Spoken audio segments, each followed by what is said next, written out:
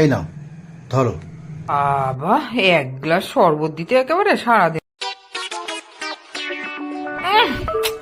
এটা কি শরবত বানিয়েছো? হ্যাঁ, এতদিন ধরে আমার শরবত বানানো দেখোনি না? এটা আর একটু লাগবে, আর একটু নুন দাও, একটু জল জিরা আর একটু জোয়ান দাও।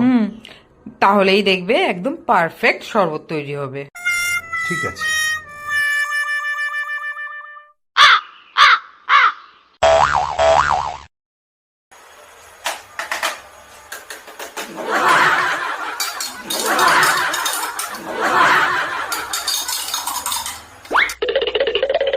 এই নাও, ও, হয়ে গেছে? তোমার মনের মতো।